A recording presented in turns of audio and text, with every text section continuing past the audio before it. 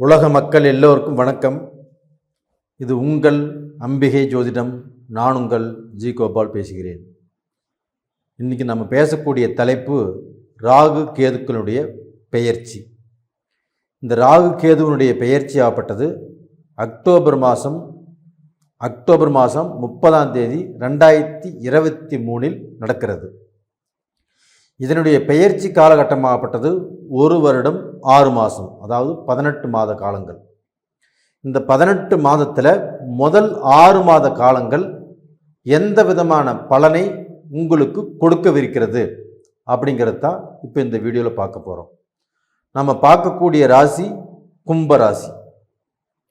இந்த கும்ப ராசிக்காகப்பட்டது 3ஆம் இடத்தில் இருந்த இந்த ராகு பகவான் ஆகப்பட்டது பெயர்ச்சியாகி இப்போ 2ஆம் இடத்துக்கு வந்திருக்கிறாங்க. அதே சமயத்தில் 8ஆம் இடத்துக்கு இந்த கேது பகவான் வந்திருக்கிறாங்க. அப்போ டோட்டலாக பார்த்தீங்கன்னா இந்த கும்பராசினா அவிட்ட நட்சத்திரம் 3-4 பாதங்களும், சதய நட்சத்திரம் 4 பாதங்களும், புரட்டாதி நட்சத்திரம் 1, 2, 3 பாதங்களும் இந்த கும்பராசி. அப்போ இந்த கும்பராசியில் சனி பகவான் ஆட்சி. அப்போ இந்த கும்பராசியில் பிறந்தவங்களுக்கு ஃபஸ்ட்டு நடக்கக்கூடிய தசையாகப்பட்டது செவ்வாய் திசையில் பிறந்திருப்பாங்க. செவ்வாய் திசை, அதுக்கப்புறம் ராகு திசை, அதுக்கப்புறம் குரு திசை. இப்போ குரு திசை நடக்கிறதுக்கு சான்ஸ் இருக்குது. ஒவ்வொருத்தருக்கும் சனி திசை கூட நடக்கலாம், அதுக்கும் வாய்ப்புகள் இருக்குது. அதுக்கப்புறமாகப்பட்டது சதய நட்சத்திரம் ராகு திசையில் பிறந்திருப்பாங்க. அந்த ராகு திசை முடிஞ்சு குரு திசை முடிஞ்சு சனி திசை நடக்கலாம், இல்லைன்னா புதன் திசை நடக்கலாம். இந்த புதன் திசை இந்த கும்பராசிக்காரங்களுக்கு நட்பு கிரகம். அப்போ அந்த நட்பானவங்களுடைய திசை நடந்திருக்கும். அந்த புதன் திசைக்கு அப்புறம் கேது திசை நடக்குதுன்னா நீங்கள் உங்கள் ஜாதகத்தில் பார்த்துக்கோங்க, அது கொஞ்சம் டேஞ்சர். ஏன்னா இப்போ இந்த கேது உங்களுக்கு 8ஆம் இடத்துல இருக்கிறாங்க. அப்போ அந்த 8ஆம் இடத்துல இருக்கக்கூடிய அந்த கேதுவுடைய தசை இப்போ உங்களுக்கு நடந்துருச்சுன்னா வம்பு வழக்கு, அதாவது செய்யாத குற்றத்துக்கு தவறு, நாம் ஏன் நம்ம பார்க்க போனால் இப்படி வாழ்ந்துட்டுருக்குறோம், நம்மளுடைய வாழ்க்கையிலே ஒரு வெறுப்பு, இது போக அந்த மரண பயம், விபத்து, ரொம்ப மலை மீது இருந்து கீழே விழுகிறது, உயரத்திலிருந்து கீழே விழுகிறது, இது மாதிரி சூழ்நிலை எல்லாமே வரும். அப்போ இந்த சமயத்தில் அந்த கேது திசை நடக்குதான்னு பாருங்க. இது போக உங்களுக்கு புரட்டாதி நட்சத்திரம், குருடைய நட்சத்திரம். அப்போ அந்த குரு திசை முடிஞ்சு சனி திசை முடிஞ்சு புதன் திசை நடக்குதா, சந்தோஷம். அதே சமயத்தில் அந்த கேது திசை நடந்தால் கொஞ்சம் ஜாக்கிரதையாக பார்த்துக்கிறது நல்ல விஷயம். அப்போ டோட்டலாக பார்த்தீங்கன்னா இப்போ இந்த காலகட்டத்தில் மற்ற எந்த தசைகள் நடந்தாலும் ஒன்றும் பிரச்சனை இல்லை. சனி திசை நடந்துச்சுன்னா அந்த சனி உங்களுடைய ராசிநாதனுடைய தசை. சனி இப்போ கோல்சார பிரகாரம் ஆட்சியாக இருக்கிறாங்க. அப்போ டோட்டலாக பார்த்தீங்கன்னா கேது திசை மட்டும் நடக்காமல் இருக்கிறது நல்ல விஷயம். சுக்கிர திசை நடக்குதுன்னா அது பார்க்க போனால் உங்களுக்கு நல்லதை செய்யும், கெட்டதை பண்ணாது. அப்போ அந்த கேது திசை நடக்காமல் இருக்கணும். அதை மீறி நடந்தாலும் நாம் எப்படி நாம் சுதாரிச்சுக்கணும் அப்படிங்கிறத உங்களுடைய ஜாதகத்தில் ஜென்ம ஜாதகத்தை பார்த்து நீங்கள் தெரிஞ்சுக்கிறது நல்ல விஷயம். இப்போ இந்த ராகு பகவான் ஆகப்பட்டது உங்களுடைய ராசிக்கு 2ஆம் இடத்துல இருக்கிறாங்க. அப்போ 2ஆம் இடத்துல இருக்கும்போது தனஸ்தானத்தில் ராகு பகவான் இருக்கிறாங்க. அப்போ அந்த தனம் வரக்கூடிய வழிகள், பணம் வரக்கூடிய வழிகள், அந்த பணத்தின் மூலியமாக நீங்கள் நன்மை பெறக்கூடிய வாய்ப்புகள் ஆகப்பட்டது நல்லா இருக்குது. அதே சமயத்தில் அந்த ராகு 2ஆம் இடத்துல இருக்கும்போது உங்களுடைய பேச்சு ரொம்ப முக்கியம். ஒருத்தருக்கு பேச்சு கொடுக்கறதோ, ஒருத்தருக்கு கொடுத்த பேச்சை காப்பாற்ற முடியாத சூழ்நிலை வருவதோ கண்டிப்பாக இது நடக்கும். அப்போ இந்த மாதிரி சமயத்தில் நாம் என்ன பேசுகிறோம் அப்படின்னு யோசனை பண்ணி பேசணும், தெரிஞ்சு பேசணும். அப்போ நாம் என்ன வார்த்தையை கொடுக்குறோம் அப்படிங்கிறது யோசனை பண்ணி செய்யணும். 2வது பார்த்தீங்கன்னா இந்த ராகு பகவான் ஆகப்பட்டது தனக்கு முன்னும் பின்னும் அந்த ராசிகளை கண்ட்ரோல் பண்ணும். அப்போ அந்த ராகு பகவான் ஆகப்பட்டது உங்களுடைய ராசிக்கு 4ஆம் இடத்தை பார்க்குறாங்க. அப்போ அந்த 4ஆம் இடத்தை பார்க்கும்போது அந்த 4ஆம் இடம் என்பது ஒரு படிப்பு சம்பந்தப்பட்ட இடம். அப்போ அந்த படிப்பை கண்டிப்பாக தடை பண்ணுறதுக்கு பார்க்கும், உயர்கல்வியை படிக்க விடாமல் செய்யும். நீங்கள் நினைச்ச இடத்துக்கு போக முடியாத அளவுக்கு சூழ்நிலையை உருவாக்கும்.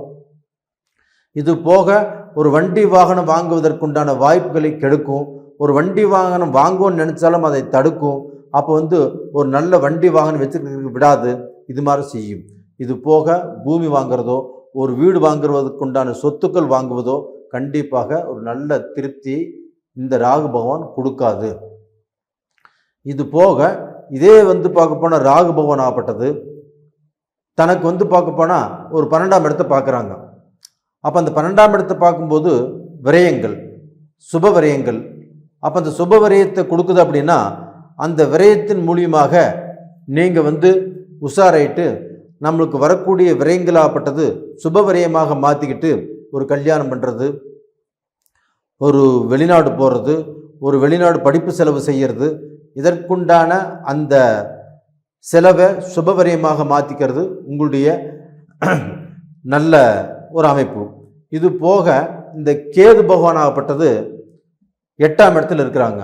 அப்போ அந்த 8ஆம் இடத்துல இருக்கக்கூடிய அந்த கேது பகவான் ஆகப்பட்டது நம்மளுக்கு 8ஆம் இடத்துல கேது பகவானாவே ஒரு குழப்பம் வந்துடும், பயம் வந்துடும். அப்போ அந்த 8ஆம் இடத்துல இருக்கக்கூடிய கேது பகவான் நம்மளுக்கு ஆயுளுக்கு ஏதாவது பிரச்சனையை கொடுத்துருவாரா, ஒரு தொந்தரவு கொடுத்துருவாரா, இப்படிங்கிற குழப்பங்கள் வரும். அப்போ அந்த 8ஆம் இடத்தில் இருக்கக்கூடிய கேது பகவான் உங்களுக்கு விபத்து இப்படிங்கிறது கொடுப்பாரு, ஆயுள் பயத்தையும் கொடுப்பாரு, நாம் இறந்து போயிடுவோமா அப்படிங்கிற குழப்பத்தை கொடுப்பாரு. அதற்குண்டான வாய்ப்புகளை கொடுத்து அந்த கேது பகவானாகப்பட்டது உங்களுக்கு விபத்துகளை கொடுத்து ஆயுள் கண்டத்தை கொடுத்து, ரெண்டாவது பார்க்க போனால் மேலிருந்து கீழே தவறி விழுவுறது இதை கொடுப்பாரு. இது எல்லாத்தையுமே போக உங்களுக்கு விபரீத ராஜயோகத்தை, அதாவது உழைப்பில்லாத பணம், அந்த அதிர்ஷ்டத்தையும் கொடுக்கறதுக்கு வாய்ப்புகள் இருக்குது. லாட்ரி மூலியமாகவும் உங்களுக்கு ஒரு முன்னேற்ற பாதையில் வரக்கூடிய வாய்ப்புகளை கொடுப்பதற்குண்டான வாய்ப்பு அருமையாக இருக்குது.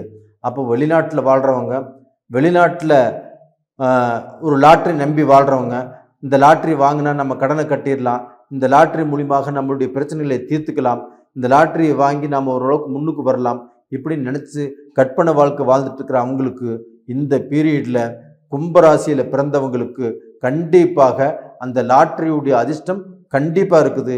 நீங்கள் வாங்கலாம், வாங்கி அந்த அதிர்ஷ்டம் உங்களுக்கு கண்டிப்பாக இருக்குது அப்படின்னு நான் சொல்கிறேன். இந்த அதிர்ஷ்டம் இருக்குதா இல்லையா அப்படின்னு நீங்கள் கமெண்ட்ஸில் போடுங்க. கண்டிப்பாக அந்த லாட்ரி மூலியமாக வெளிநாட்டில் வாழ்கிறவங்களுக்கு ஒரு நல்ல அமைப்பாகப்பட்டது இருக்குது. அந்த அமைப்பின் மூலியமாக ஒரு சிலராகப்பட்டது கோடீஸ்வரர் ஆகக்கூடிய வாய்ப்புகளும் ரொம்ப திருப்தியாக இருக்குது. அதே சமயத்தில் உங்களுடைய ஜாதகத்தில், உங்களுடைய ஜென்ம ஜாதகத்தில் இந்த கேது தசை மட்டும் நடக்குதா இல்லையான்னு பார்த்துக்கோங்க. அப்படி நடந்தால் கொஞ்சம் உஷாராக இருந்துக்கோங்க. இது போக அந்த 8ஆம் இடத்திலிருந்து அந்த கேது பகவான் ஆகப்பட்டது தன்னுடைய 3ஆம் பார்வையாக முன்னும் பின்னும் கண்ட்ரோல் பண்ணக்கூடிய வாய்ப்புகள் இருக்குது. அப்போது அந்த கேது பகவான் பார்க்கக்கூடிய இடமாகப்பட்டது 10ஆம் இடம். அப்போ அந்த 10ஆம் இடம் என்பது தொழில் ஸ்தானம். அப்போ அந்த தொழிலில் பார்க்க போனால் நீங்கள் கூட்டு முயற்சிகள் பண்ணுறதோ அந்த தொழிலை டெவலப் பண்ணுறதோ கண்டிப்பாக கொஞ்சம் யோசனை பண்ணிக்கோங்க.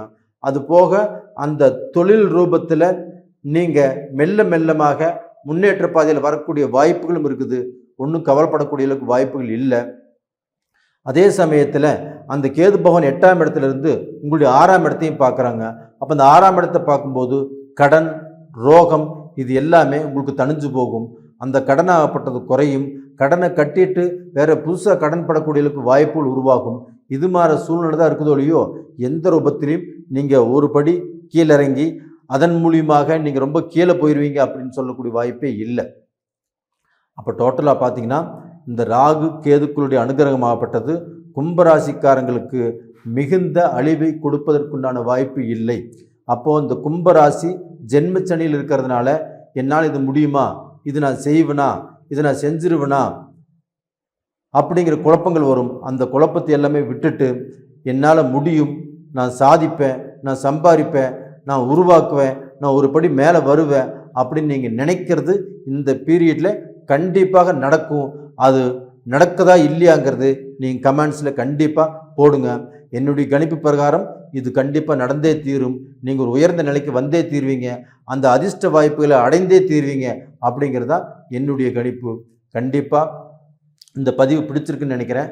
பிடிச்சிருந்தா லைக் பண்ணுங்கள், சப்ஸ்கிரைப் பண்ணுங்கள், உங்கள் நண்பர்களுக்கும் ஷேர் பண்ணுங்கள். ஆல் அப்படிங்கிற பெல் பட்டனையும் ப்ரெஸ் பண்ணிக்கோங்க. உங்களுடைய ஜென்ம ஜாதகத்தில் என்ன தசை நடக்குது, அந்த தசைக்கு என்ன பலன், அந்த தசையாகப்பட்டது உங்களுக்கு சாதகமாக இருக்குதா பாதகமாக இருக்குதா அப்படின்னு நான் பார்த்து சொல்கிறேன். கீழே 2 நம்பர் கொடுத்துருக்குறோம். அந்த 2 நம்பருக்கு கான்டாக்ட் பண்ணுங்கள், வாட்ஸ்அப் பண்ணுங்கள். உங்களிடமிருந்து விடைபெறுவது உங்களின் ஜி கோபால். நன்றி, வணக்கம்.